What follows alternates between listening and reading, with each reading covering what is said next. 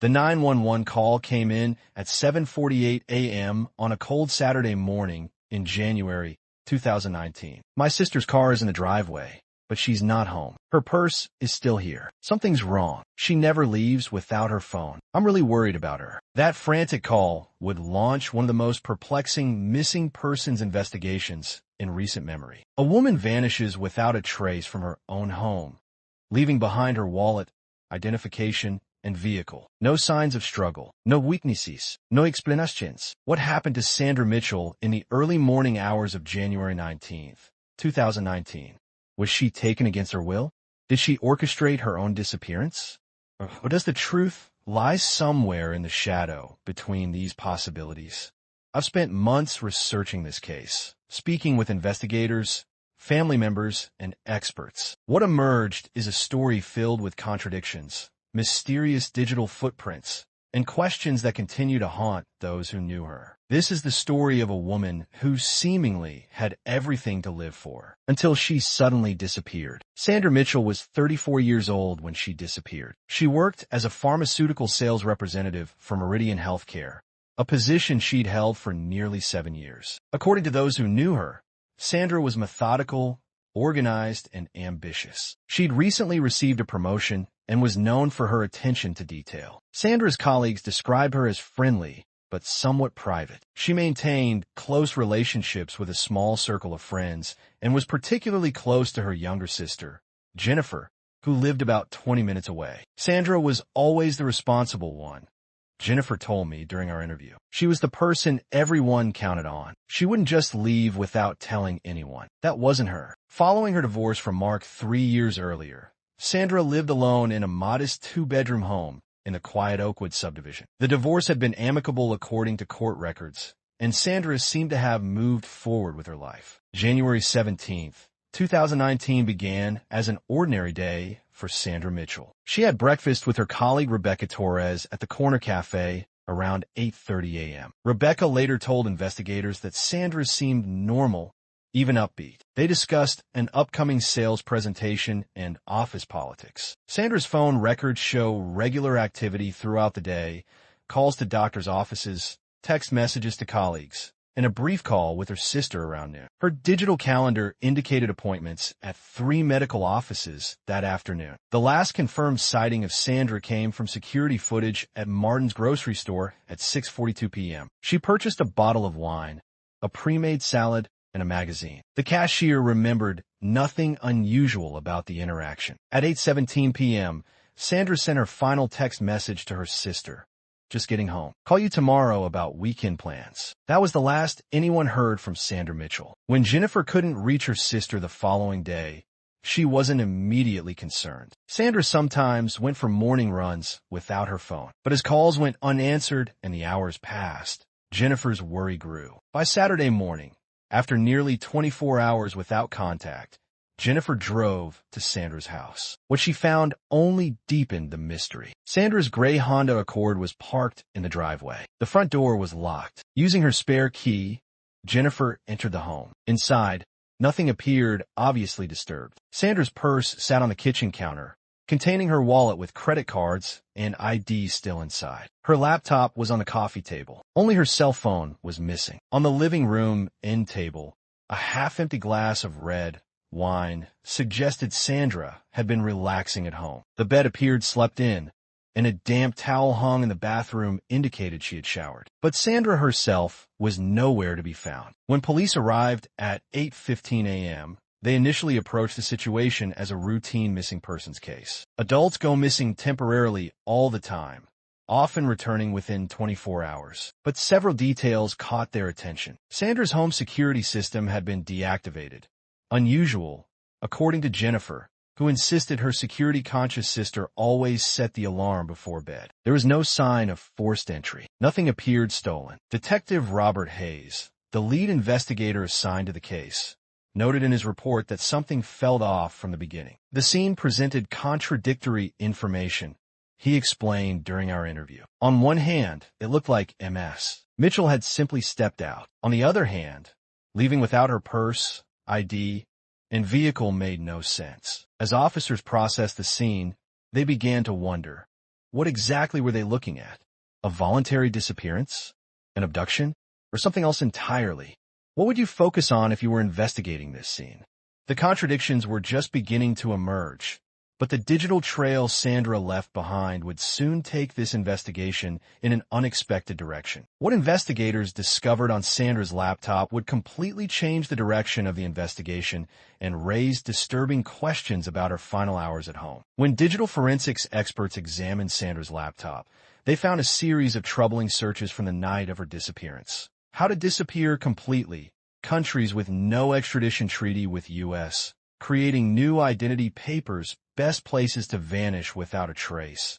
These searches, made between 11 p.m. and 1 a.m. on. Investigators followed standard procedure by looking closely at Sandra's relationships. Her ex-husband Mark Mitchell was interviewed, but quickly cleared. Flight records and hotel security footage confirmed he was in Chicago on business when Sandra disappeared. Workplace connections revealed a potential conflict. David Winters, a colleague at Meridian Healthcare, had recently accused Sandra of stealing a major client from him. The disagreement had escalated to human resources the week before her disappearance. When questioned, Winters appeared genuinely shocked by Sandra's disappearance and cooperated fully with investigators. His whereabouts were confirmed by his wife and teenage son, who were home with him the night Sandra vanished. A neighbor, Eleanor Prescott, reported seeing an unfamiliar dark SUV parked 2 houses down from Sandra's home around midnight on January 18th. She couldn't recall the make or model, only that it seemed out of place in their neighborhood. "I noticed it because no one parks on the street overnight here," Eleanor told detectives. Most people use their garages or driveways. By the time Eleanor looked out her window again around 5 a.m., the vehicle was gone. No other neighbors reported seeing the mysterious SUV. With permission from Sandra's sister, investigators spoke with Dr. Larson, Sandra's therapist. While maintaining appropriate confidentiality, Dr. Larson shared a concerning detail. In the weeks before her disappearance, Sandra had mentioned feeling watched during her daily routine. She described noticing the same car behind her multiple times on her sales route.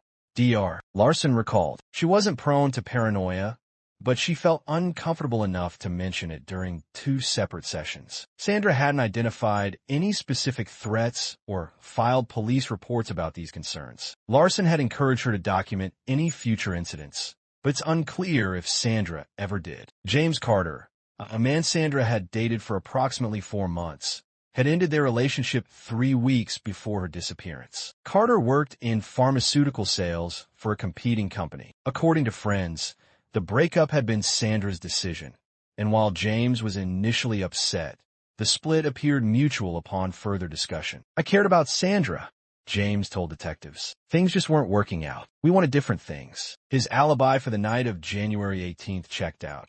He was at a work conference in Denver, confirmed by multiple sources. As days turned into weeks, the investigation expanded. Search teams with cadaver dogs combed the wooded area behind Sandra's subdivision. Investigators canvassed the neighborhood repeatedly. A review of nearby security cameras yielded little useful information. Sandra's front door remained untouched according to her neighbor's doorbell camera. However, investigators noticed something puzzling. The back gate to Sandra's yard was found unlocked. Sandra always kept that gate locked, Jennifer insisted. She was meticulous about security after a series of backyard break-ins in the neighborhood last summer. 3 weeks into the investigation, an anonymous tip directed police to the Lantern, a bar about 2 miles from Sandra's home. The caller claimed to have seen Sandra there on January 16th, 2 nights before she disappeared, engaged in what appeared to be a heated discussion with an unidentified man. The bartender, Tim Morgan, confirmed the sighting. They weren't exactly arguing, but their conversation seemed intense, Morgan recalled. The woman matching Sandra's description seemed upset. They kept their voices down, but their body language was tense. Morgan couldn't identify the man, describing him only as average height, dark hair, maybe in his late 30s or early 40s. He recalled the man paid in cash and didn't appear to be a regular customer. A deeper examination of Sandra's phone records revealed something investigators had initially missed. An incoming call at 11:47 p.m. on January 18th lasting just 8 seconds. The number traced to a prepaid phone purchased with cash at a convenience store 15 miles from Sandra's home. The phone had never been used before that call and was never used again. Security footage from the store where the phone was purchased had already been overwritten by the time investigators identified this lead. What was communicated in that brief 8-second call? A signal? A code word? A threat? Or simply a wrong number that coincidentally occurred on this particular night? Perhaps the most disturbing evidence came from Sandra's fitness tracker. Data recovered from her cloud account showed her heart rate elevated significantly at 1:58 a.m., jumping from a resting rate to over 125 beats per minute in seconds. All movement detected by the device stopped abruptly at 2:10 a.m. Around the same time her phone went offline. What caused Sandra's heart rate to spike in the middle of the night? Was she startled awake? Confronted by someone? Running? The data couldn't tell investigators what happened, only that something had occurred to dramatically change her physiological state in her final recorded moments at home. What do you think caused that sudden heart rate elevation? Was Sandra afraid? Surprised? Or was there another explanation entirely?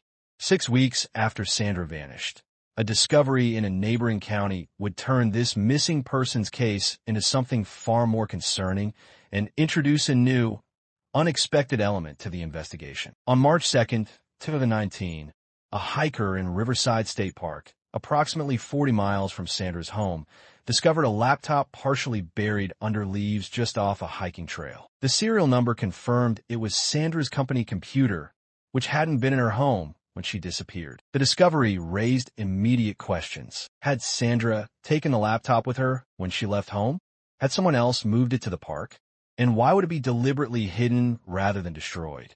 Forensic analysis revealed several key details. The laptop contained only Sandra's fingerprints, suggesting either she had placed it there herself or someone had carefully handled it. The browser history had been professionally wiped clean, not simply deleted, but thoroughly erased using specialized software. A single strand of hair, not matching Sandra's DNA profile, was found lodged in the keyboard. The hair remained unidentified, as it didn't match any profiles in the criminal database. 2 months after Sandra's disappearance, an anonymous letter arrived at the police department. Written in block letters on common printer paper, it claimed Sandra had fled to Mexico to escape substantial gambling debts. The letter provided no specifics about these alleged debts or her supposed location. Investigators found the claim dubious. Nothing in Sandra's financial records indicated gambling activity. Her bank accounts showed a pattern of careful saving and responsible spending. Friends and family reported no knowledge of gambling interests. The letter appeared to be a deliberate attempt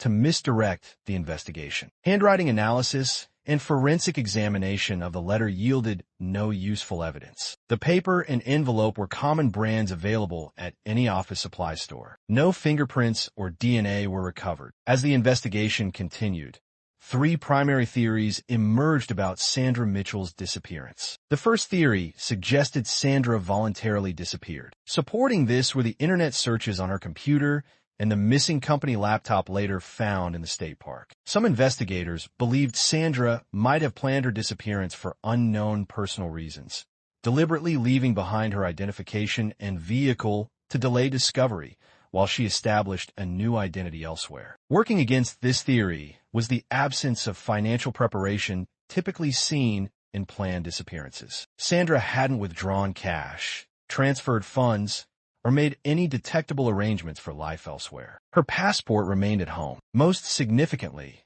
those who knew her insisted she would never abandon her life without explanation, particularly not her close relationship with her sister. The second theory proposed abduction by someone Sandra knew. The unlocked back gate, the lack of forced entry, and the fitness tracker data showing an elevated heart rate all suggested she might have encountered someone in her home. The 8-second phone call could have been a signal or warning. This theory suggested the internet searches might have been planted to misdirect investigators. The third theory connected Sandra's disappearance to her professional life. The conflict with her colleague, David Winters, the unidentified man she was seen arguing with at the Lantern, and the fact that her company laptop was taken all pointed to potential work-related motives. Could Sandra have discovered something in her professional role that made her a target? Eleanor Reeves, a criminal psychologist who consults with the FBI on missing persons cases, reviewed the evidence at my request. What makes the Mitchell case particularly complex